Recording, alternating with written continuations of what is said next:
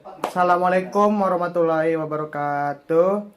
Perkenalkan, nama saya Rizky Putra Riyadi, kelas 22A, jurusan Pendidikan Bahasa dan Seni, Fakultas Keguruan dan Ilmu Pendidikan Universitas Riau. Kembali lagi bersama saya. Di sini kita akan kembali membahas tentang teori sastra, lebih tepatnya membahas kembali tentang teori intertekstual secara mendalam, dan bagaimana penerapannya pada contoh karya sastra. Di situ juga saya akan menjelaskan pengertiannya. Baiklah, daripada berlama-lama, mari kita langsung ke videonya.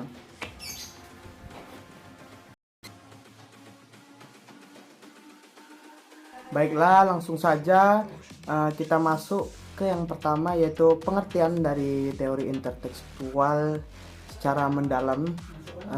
Yaitu adalah kajian yang memiliki prinsip untuk memahami suatu karya sastra, baik yang berasal dari penyerapan maupun dari hasil transformasi dari teks-teks lain yang lahir sebelumnya, dan menganalisis kesamaan hubungan dari karya tersebut.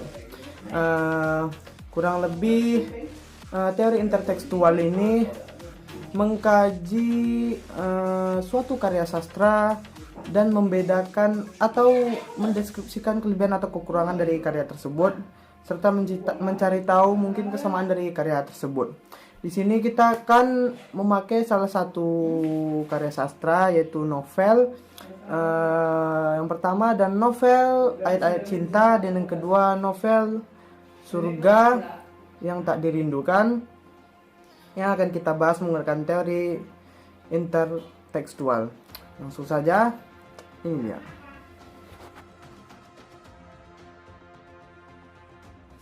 Baik, langsung saja. Teori intertekstual dalam novel Ayat-Ayat Cinta karya Habibur Rahman El-Shirazi dengan novel Surga yang Tak Dirindukan karya Asma Nadia. Yang pertama yaitu ada sinopsis cerita. Sinopsis cerita sendiri dari Ayat-Ayat Cinta menceritakan percintaan yang kental dengan nuansa religi yang terjadi di sekitar Timur Tengah. Hal ini dapat dilihat bahwa 4 orang wanita sama-sama menyukai satu orang, yaitu Fahri. Mereka mencintai Fahri karena sifat dan sikapnya yang baik, serta menjadi idaman setiap wanita. Lalu sinopsis cerita dari Surga yang Tak Dirindukan menceritakan tentang kehidupan seorang wanita bernama Arini yang mengalami pergolakan batin dengan rumah tangganya. Novel ini juga menceritakan wanita lain bernama Mayros. Diceritakan bahwa kehidupan Arini sangat sempurna karena memiliki suami bernama Prasetya yang nyaris sempurna juga. Mereka dikaruniai 3 orang anak yang lucu, berprestasi, dan sehat.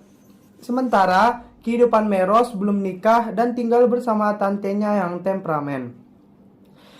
Untuk yang kedua yaitu ada tema.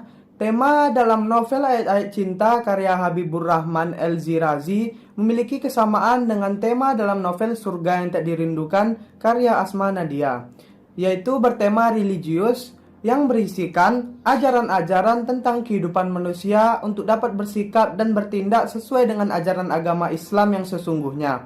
Berisikan ajaran kehidupan manusia sesuai dengan tuntutan agama Islam.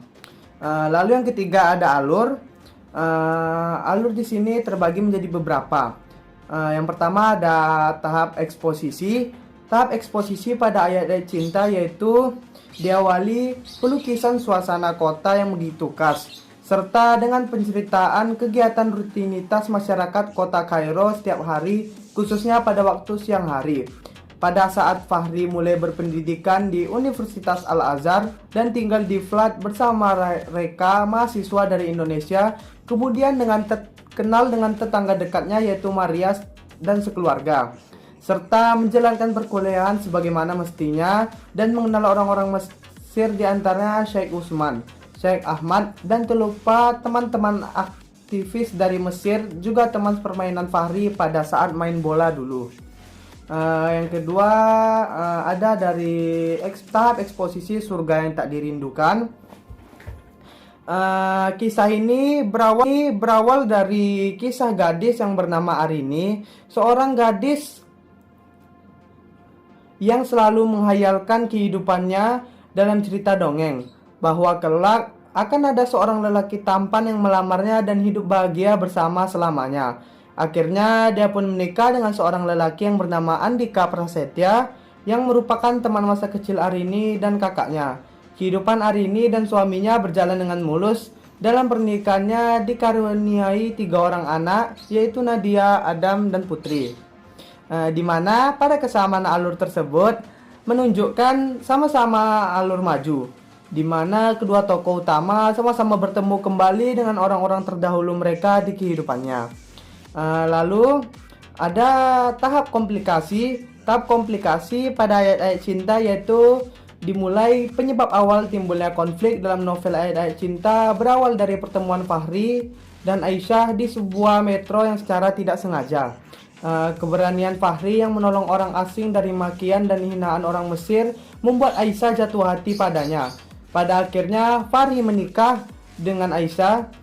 Secara tak disadari, pernikahan keduanya menimbulkan berbagai konflik dari berbagai pihak, khususnya sahabat Aisyah yang menganggap Fahri menikahi Aisyah dikarenakan harta semata. Tidak hanya itu, masalah lain yang timbul akibat pernikahan ini adalah rasa sakit dan kecewa dari Maria, Nurul, dan juga Naura yang diam-diam mencintai Fahri menjadi bumerang dalam rumah tangga Fahri dan Aisyah.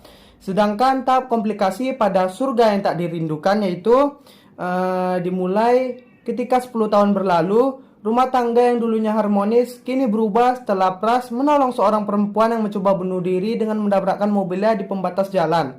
Perempuan itu bernama Mayros. Selama beberapa hari dirawat di rumah sakit, Pras memberikan perhatian yang lebih kepada Mayros, dan Mayros pun merasa nyaman, sehingga dia pun tidak menginginkan ada perpisahan di antara mereka. Akhirnya pun Pras menikahinya dan memberitahu hal ini tanpa memberitahukan hal ini kepada Arini. Lama-kelamaan Arini pun merasa curiga dengan sikap Pras karena perhatian dan kasih sayangnya mulai berubah kepada keluarganya. Di sini di mana dapat dilihat bahwa tahap komplikasi di kedua novel juga memiliki kesamaan. Di mana awal mulai konflik sama-sama berawal dari pernikahan. Hanya saja bedanya pada novel ayat-ayat cinta muncul karena awal pernikahan, sedangkan pada novel surga yang tak dirindukan muncul saat dia telah menjalin keluarga yang harmonis namun menikah lagi dengan perempuan lain karena merasa kasihan tanpa sepengetahuan istri pertamanya. Yang kedua ada tahap klimaks. Tahap klimaks pada ayat-ayat cinta dimulai ketika kesadaran Aisyah bahwa begitu banyak gadis yang mencintai suaminya. Disinilah puncak konflik yang begitu memuncak. Fahri yang tak ingin menduakan istrinya bertolak belakang dengan keinginan Aisyah yang ingin melihat suaminya bahagia meskipun ia rela untuk dipoligami. Lalu tahap klimaks pada surga yang tak dirindukan ketika Arini menemukan surat dari rumah sakit tempat Pras memeriksakan anak Mayros. Kemudian Arini pun mendatangi rumah sakit tersebut dan menanyakan nomor telepon dari pasien tersebut. Setelah itu Arini menelpon nomor tersebut. Arini pun terkejut karena yang mengangkat teleponnya adalah seorang wanita yang dengan bangganya menyebut dirinya sebagai Nyonya Prasetya. Setelah itu Arini mendatangi Prasetya ke kantor. Namun di tengah perjalanan Arini melihat Prasetya mencium kening seorang perempuan dan mengusap kepala anak kecil yang berada di sampingnya. Setelah itu Arini mengetahui bahwa Pras selingkuh di belakangnya. Di sini juga terdapat kesamaan dan perbedaan. Kesamaannya yaitu di mana kedua tokoh perempuan sama-sama sadar bahwa suaminya bukan miliknya seutuhnya, di mana mereka sadar dan mengetahui hal itu. Perbedaannya, di novel ayat-ayat cinta, suami dari sang tokoh dicintai oleh banyak perempuan yang menimbulkan masalah di dalam keluarga mereka. Sedangkan di novel surga yang tak dirindukan, suami dari sang tokoh, yaitu Arini, di mana perhatian suaminya berkurang karena telah memiliki istri baru, di mana juga menimbulkan masalah di dalam keluarganya. Lalu, tahap pelarian, yaitu ada di ayat-ayat cinta. Pada tahap ini diceritakan kebebasan Fahri setelah Maria memberikan kesaksian tentang apa yang terjadi. Syaratnya Fahri harus menikah dengan Maria, dan alhamdulillah kebenaran selalu menang. Fahri bebas dengan kesaksian Maria. serta kejujuran Nora kepada dia melakukan hal sehina tersebut karena dia mencintai Fahri, dan saksi yang melihat merupakan saksi palsu. Lalu tahap peleraian pada surga yang tak dirindukan dimulai saat setelah melihat kejadian tersebut, Arini pergi meninggalkan tempat tersebut untuk pergi ke rumah ibunya bersama 3 anaknya. Di sana ia menceritakan semua kepada ibunya dan dia menenangkan pikirannya. Lalu dia menelpon rumah Meros dan memintanya untuk meninggalkan Pras. Tetapi Meros dengan tegas menolaknya. Kemudian Pras datang dan terkejut dengan tidak adanya Arini di rumahnya.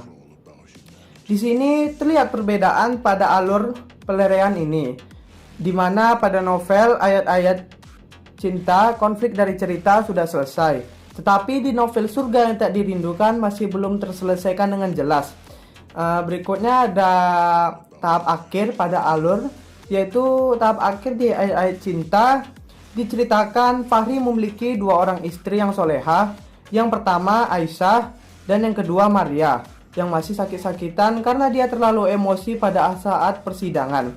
Maria bermimpi jika ia ingin memasuki semua pintu surga itu, dia harus wudhu dan syahadat. Maria terbangun dan di hadapannya ada Fahri dan Aisyah. Dia meminta tolong untuk melakukan wudhu dan syahadat. Kemudian Fahri membantu dan ia bercerita kejadian di dalam mimpinya. Kemudian Maria meminta Fahri dan Aisyah untuk mengajarkannya syahadat. Pada saat selesai syahadat, maka selesai pula riwayat Maria.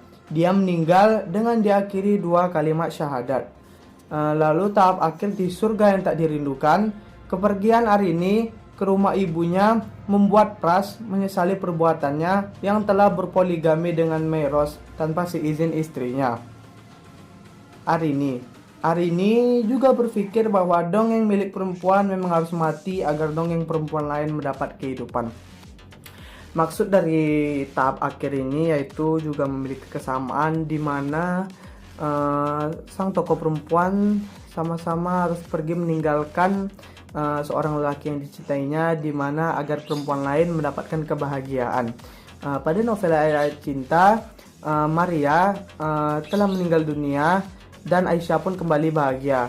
Dan pada novel Surga yang Tak Dirindukan, kemungkinan atau mungkin sudah pasti yaitu Arini pergi meninggalkan suaminya agar Pras dan juga Maria hidup bahagia. Lalu yang keempat yaitu ada tokoh dan penokohan. Tokoh dan penokohan dalam novel Ayat-Ayat Cinta karya Habibur Rahman Al-Zirazi memiliki kesamaan dan perbedaan dengan tokoh dan penokohan dalam novel Surga yang Tak Dirindukan karya Asma Nadia. Yang pertama ada Fahri di novel Ayat-Ayat Cinta dengan Andika Prasetya di novel Surga yang Tak Dirindukan, di mana Fahri seorang pemuda asal Indonesia yang belajar di Mesir, penuh dengan kesederhanaan, jujur, peduli pada orang lain, aktif dalam organisasi kampus, serta sangat patuh pada ajaran-ajaran Islam. Yang kedua yaitu Andika Prasetya dari Surga yang Tak Dirindukan, seorang bapak yang baik, dosen, dan memiliki kehidupan yang mapan. Lalu ada karakter Aisyah dan juga Arini. Aisyah dari novel Ayat-Ayat Cinta digambarkan sebagai tokoh yang memiliki paras cantik, berani dalam membela kebenaran meskipun yang ia lakukan itu membahayakan dirinya. Selain itu juga Aisyah digambarkan sebagai tokoh yang memiliki penuh dengan keikhlasan. Lalu ada Arini dari Surga yang Tak Dirindukan, seorang muslimah dan istri yang cantik, baik hati, lembut, dan seorang penulis. Lalu ada karakter Maria dan juga Merosa. Maria dari Ayat-Ayat Cinta berupa gadis Kristen Koptik yang memiliki ketertarikan tentang ajaran-ajaran Islam. Sedangkan Meros di Surga yang Tak Dirindukan, seorang wanita keturunan Tionghoa, hidupnya penuh dengan penderitaan, tinggal dengan tantenya yang tidak menyayanginya, hidup keras membuat karakternya juga keras, gigih hingga ia sampai pada kehidupan yang mapan. Lalu ada sudut pandang. Sudut pandang dalam novel Ayat-Ayat Cinta memiliki kesamaan dengan sudut pandang yang digunakan dalam novel Surga yang Tak Dirindukan, yaitu menggunakan sudut pandang aku, tokoh utama, sudut pandang persona ketiga, dia, terbatas, dia, sebagai pengamat, dan sudut pandang persona ketiga, dia, dengan menyebut nama atau kata ganti ia, dia, dan mereka. Lalu ada latar dalam novel Ayat-Ayat Cinta sangat berbeda dengan novel Surga yang Tak Dirindukan. Latar dalam kedua novel ini meliputi latar tempat dan latar waktu. Lalu yang terakhir di sini ada hubungan keseluruhan intertekstual dalam novel Ayat-Ayat Cinta karya Habibur Rahman El-Zirazi dengan novel Surga yang Tak Dirindukan karya Asma Nadia sebagai bahan ajar. Bila kita hubungkan dengan fenomena sekarang ini, novel Ayat-Ayat Cinta dan novel Surga yang Tak Dirindukan ini sangat dekat dengan kehidupan sehari-hari. Karena dilihat-lihat masih banyak ya ditemukan kisah cinta segitiga dan masalah poligami yang dialami oleh masyarakat. Contohnya pada novel Ayat-Ayat Cinta, masalah poligami yang dialami oleh para tokoh utama dengan segala konflik yang ada di dalamnya menyebabkan novel ini sangatlah diminati oleh pembaca. Begitu juga pada novel Surga yang Tak Dirindukan yang menyajikan cerita cinta segitiga dengan menghadirkan masalah poligami di dalamnya menyebabkan pembaca seakan-akan merasakan apa yang telah dialami oleh para tokoh utama. Dikarenakan cerita yang digambarkan seolah-olah begitu terjadi pada kehidupan nyata. Hal inilah yang menyebabkan banyak pengarang yang memandang cerita cinta segitiga dan poligami cocok untuk dihadirkan dalam bentuk novel dengan tujuan menarik minat pembaca. Saat ini banyak ditemukan karya sastra prosa berupa novel yang menceritakan tentang cinta segitiga dan masalah poligami. Ini semua dapat dikarenakan banyak pengarang yang memandang bahwa masalah cinta segitiga dan poligami selalu menjadi kontroversi di dalam masyarakat sehingga dapat dengan mudah untuk diterima. Itulah dia tentang kajian intertekstual dan hubungan keseluruhan intertekstual seperti pengertiannya tadi ya. Mengambil karya-karya sebelumnya dan menciptakan karya-karya baru. Tidak ada karya sastra yang sungguh-sungguh mandiri. Baiklah, itu saja yang bisa dapat saya sampaikan. Lebih dan kurang saya mohon maaf. Semoga ilmu ini bermanfaat dan menjadi amal jariah untuk kita semua. Sampai berjumpa di video selanjutnya. Assalamualaikum warahmatullahi wabarakatuh dan selamat sore.